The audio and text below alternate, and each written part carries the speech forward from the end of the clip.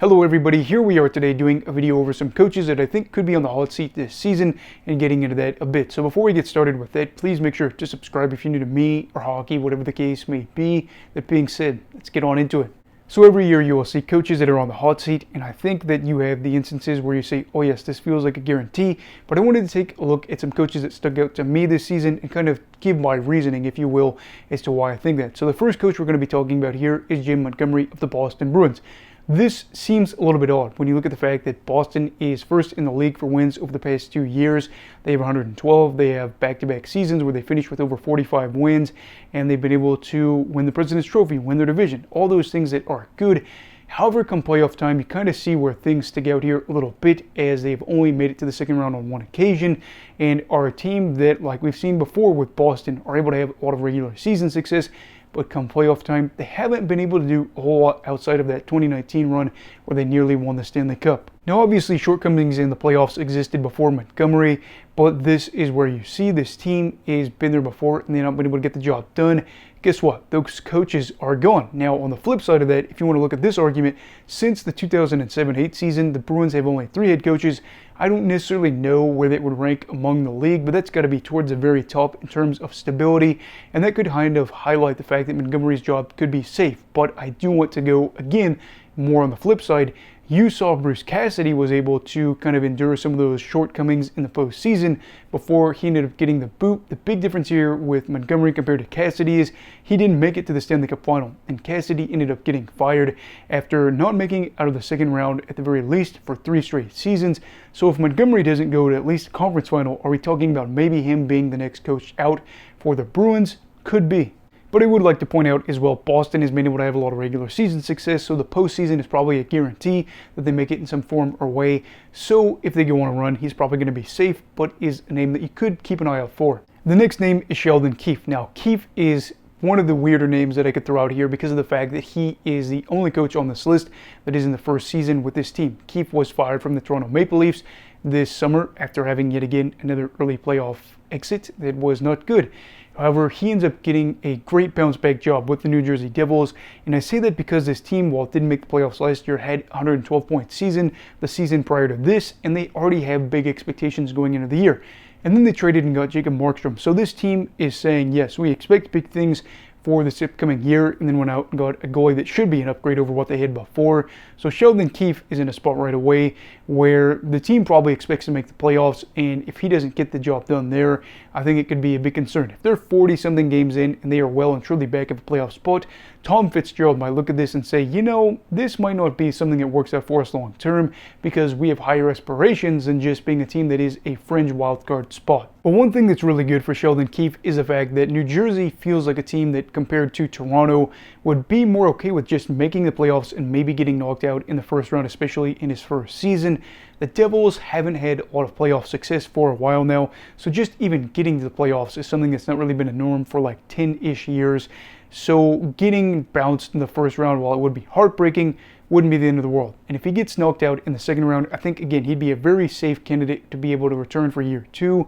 It would just be something where in the next few years, if they continue to get knocked out early, that would be an issue. But if things go really, really bad that first half of the season, maybe he's one of those surprise candidates where he ends up getting fired. And then, of course, a man that couldn't really escape this is Mike Sullivan. Sullivan seems weird at first, considering the fact that he is under contract through the 2026-27 season and the fact that he's a 2-time Stanley Cup champion with the Pittsburgh Penguins.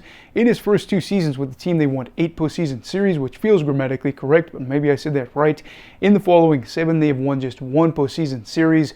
With the following 4 seasons after they won and got on to the second round, they got knocked out in either the first round or the qualifying round after they were able to make it to the second round back in 2018. So 2019 through 2022 were not exactly great.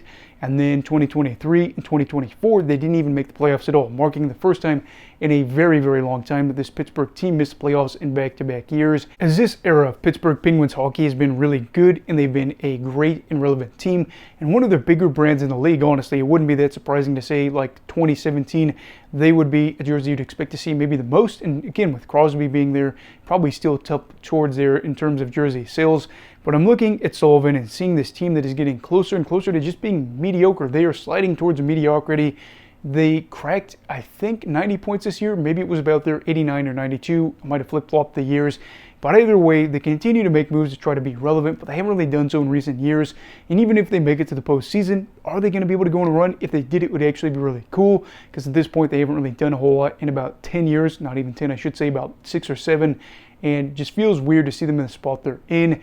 I'm not saying that firing Sullivan would be the right move, but I do think that if they ended up missing out on the playoffs for a third straight year, it would make the Pens' decision a little bit easier, even if it's not something they want to do, or even if they got a worse head coach out of it. And then you have the final guy, which seems a little bit weird, and that is Bruce Cassidy for the Vegas Golden Knights. Now this one seemed very odd considering the fact Cassidy ended up winning the championship with Vegas, their first, mind you, back in 2023. But looking at what this team did last year, they didn't crack the 100-point mark, I don't believe. They ended up just making it as a wildcard team and getting knocked out in the first round. They lost pieces in free agency. They, again, have been a team for a while now that's been trying to compete at a high level. And you see teams that do that for a long time eventually wear down. And that's just the way it works in sports. The problem is with Bruce Cassidy is he's in an organization that's had championship aspirations basically since day one, when they continued to defy the odds in their first season and have been a title contender for a while now. Yes, they might be a team that is getting a little bit older with some of their veterans, but I don't think this organization really cares, as they're trying to squeeze everything they can out of this core to try to get as many runs as they can out of this. And we've seen before with some of these other head coaches that they've already had 3. Cassidy is their 3rd, I should say, in their short franchise history, and those guys were able to go to the conference finals, go to the Stanley Cup final at least on one occasion.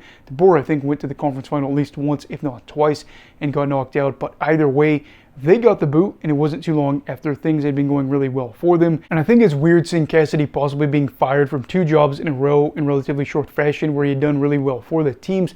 But that's kind of the double-edged sword with being a coach that has aspirations with your team, where they feel like they could go out there and win the title. You're probably going to have a great roster where you know that there's going to be a lot of wins getting piled up, but your job security is going to be a lot different than a guy that is in the midst of a rebuild or somebody that has their team on the up and up. Your team's already there. Now you have to make sure that they maintain being there. So we'll see exactly how that goes for Cassidy. I do think he should be able to make it another year, especially if they make the playoffs. Even if they made it to like the second round, I'd imagine that he's going to be completely safe. Now, if they got knocked out in the first round and it was a sweep, yeah, I think he's getting fired, which is just crazy to see how things work out in the league. So I guess my parting thoughts with this is that there are plenty of candidates that could go out there and get the boot by the end of the year. I think we saw 11 or 12 coaches fired this season, and I know I kind of poked fun at soccer before about how fast they'll fire their head coaches, but it feels like this is something that every year we're going to get to a spot where 16 coaches end up getting laid off during a season, and I'm going to be curious to see how that goes. Yes, there are other candidates that are on bad teams